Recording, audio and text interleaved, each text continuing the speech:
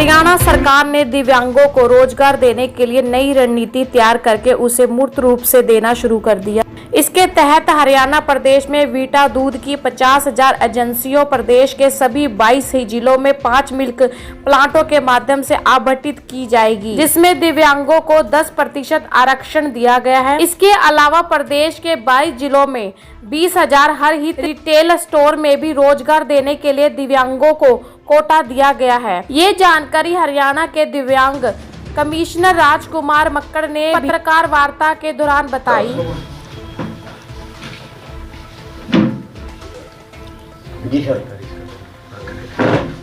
मैं राज्य आयुक्त यहाँ पधारने पर हार्दिक अभिनंदन करता हूँ।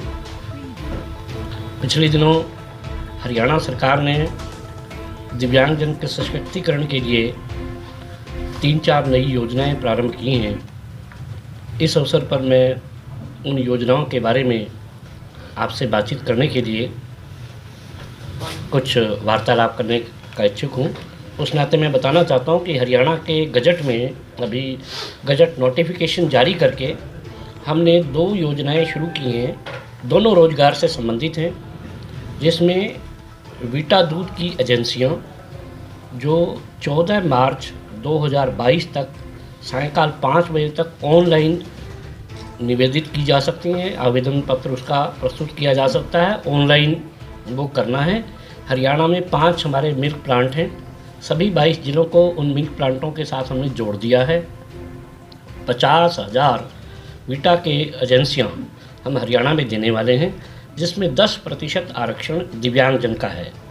20 का हमने रोस्टर रजिस्टर बनाया है। रोस्टर पॉइंट 1 और 11, 1 और 11 दिव्यांगजन के लिए, 2 और 12 पूर्व सैनिक के लिए, 3 और 13 ये शेड्यूल्ड कास्ट के लिए। इस मौके पर दिव्यांगों एवं दिव्यांग अध्यापक विजय शर्मा ने बताया कि शेष जो है हमने ओपन जो 5 और 15 है वो हमारे आर्थिक रूप से जो इस प्रकार के विपन्न वर्ग के लोग हैं उनके लिए, शेष 50% ओपन के लिए है। तो यह हमने प्रारंभ कर दिया है।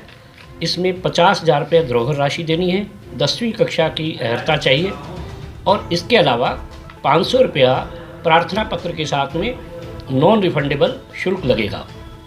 दिव्यांगजन के सामने बहुत सारी कठिनाइयाँ हैं। जहाँ एक तरफ 50,000 रुपये जुटाना भी उसके लिए एक बड़ा काम है, वहाँ उसको दूध पदार्थ रखने के लिए फ्रिज की आवश्यकता रहेगी, कुछ रनिंग कैपिटल रहेगी।